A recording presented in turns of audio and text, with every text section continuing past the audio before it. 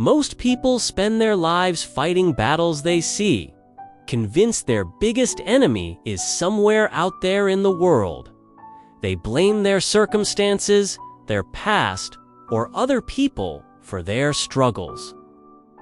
But the truth, the real, undeniable truth, is much simpler and far more powerful.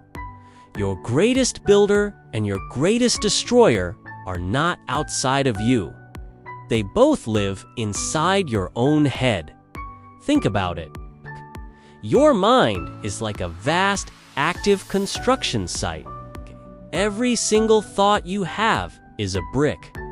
Every belief you hold is a blueprint shaping the very structure of the life you walk into each morning. Today, I want to share a story with you.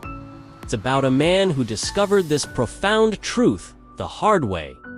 A man who learned that the life he was living was a direct reflection of the world he had built inside his mind. There was once a young man named Aaron.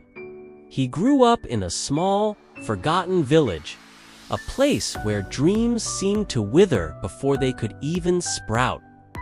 It was far from opportunities, far from wealth, and far from anything that even remotely looked like success. From a young age, Aaron carried a heavy burden, but it wasn't a physical one. It was a voice, a relentless whisper that echoed in the quiet corners of his mind. Every time he dared to try something new, to step even an inch outside his comfort zone, that voice would begin its destructive work. It would say, "You're not good enough. People from places like this, people like you, they never make it. Why are you even trying? You already know you're going to fail."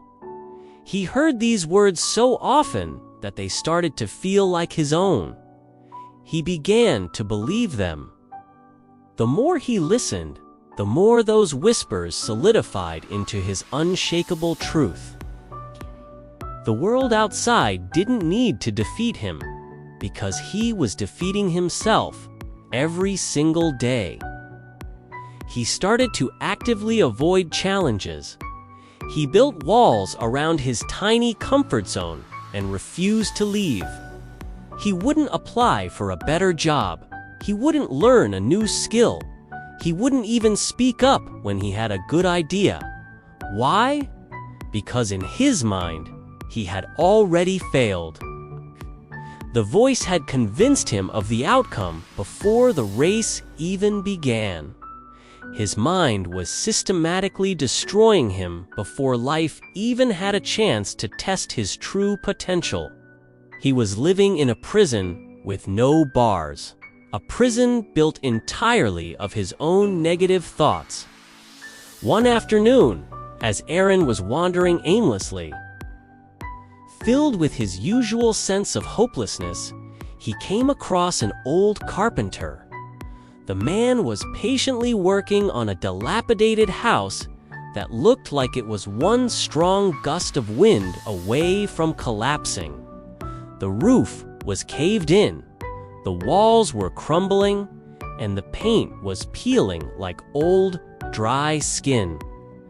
Aaron watched for a while, puzzled. Finally, he approached the carpenter and asked, "Why are you wasting your time fixing this place? It's too damaged. It's beyond repair." The old man stopped his work, looked at Aaron with kind, knowing eyes, and offered a gentle smile. He said, "Young man, everything becomes what you build with your own hands and your own will. A broken house can always be repaired, one board at a time. But a broken mind stays broken until you, and only you, choose to rebuild it." Aaron stood there, completely silent. The words seemed to bypass his ears and land directly in his heart. The carpenter picked up a hammer and continued, his voice steady and calm. "Your thoughts," he said, "tapping a nail into place, are your tools. With them, you can build a magnificent future, a fortress of strength and resilience." Or, he paused, looking at Aaron again, "you can use them to break everything apart, to tear down your own hopes before they ever see the light of day." Those words struck Aaron with the force of a tidal wave.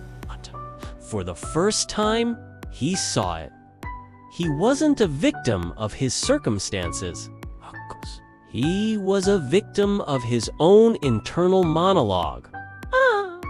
He finally understood that the decrepit house the carpenter was fixing was a perfect metaphor for his own life. From that day forward, something shifted inside Aaron. He made a conscious decision, a pact with himself. He would no longer be a passive listener to the destructive voice in his head. He would challenge it. He would fight back. It wasn't easy at first. The voice was loud, practiced, and deeply ingrained. When it screamed, "You can't do this," Aaron, with a trembling but determined inner voice, would reply, "Maybe not, but let me try." When the voice sneered, "People are going to laugh at you when you fail," he would answer back, "Let them. Least I'm growing. Least I'm in the arena." And when the voice whispered its most venomous lie, "It's too late for you. You've wasted too much time," he would take a deep breath and whisper back, "As long as I am alive, it is never too late." It was a slow, arduous process. It was like learning a new language, the language of self-belief. Brick by brick, thought by thought, he began to rebuild his mind. He replaced bricks of self-doubt with bricks of curiosity. He tore down walls of fear and built bridges of courage. He started reading books.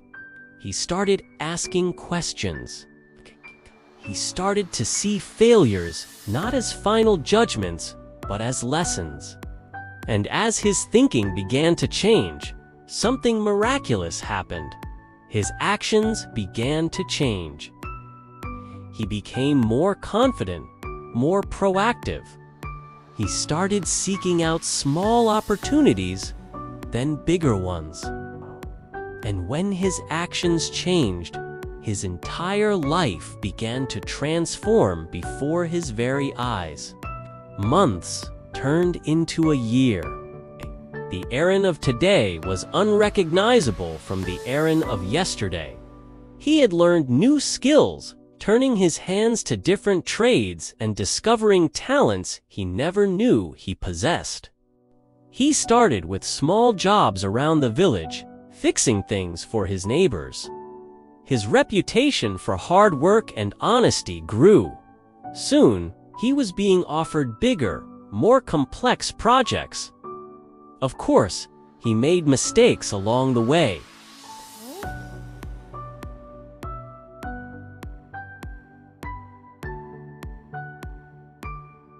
But this time was different.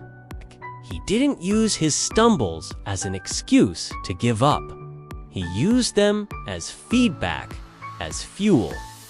He realized something incredibly powerful during this time. My old life, he thought, wasn't created by poverty or my village or a lack of luck. It was created by the thoughts I chose to repeat day in and day out. He wasn't the same person anymore. Not because his world had magically changed for him, but because he had first changed his mind. One day, Aaron decided to visit the old carpenter. He found him living in the same house, but it was no longer a ruin.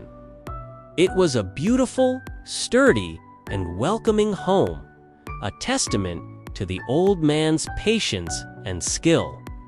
Aaron, now a confident and capable man, approached him with a heart full of gratitude. Your words saved me, Aaron said, his voice thick with emotion. You showed me the way. The old carpenter smiled, that same kind smile from a year ago.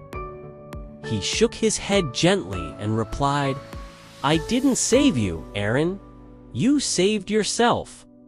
The moment you stopped letting your mind destroy you and started using it to build the life you deserve. That was the moment your true life began. This story isn't just about Aaron. It's about you. It's about me. It's about every single one of us. Your mind can be your most loyal friend or your most vicious enemy. It holds the power to lift you to heights you can't even imagine or to limit you within walls you can't see. It can create crippling fear, or it can forge unbreakable courage. It can build your future, or it can destroy your present. The choice is yours every single day with every single thought. You choose which side you feed, the builder or the destroyer. Because at the end of the day, the fundamental law of our existence is this: your life will always follow your thoughts. Change your mind, and you will, without a doubt, change everything. Thank you for watching. If this story resonated with you, please consider subscribing for more content to help you build your best life.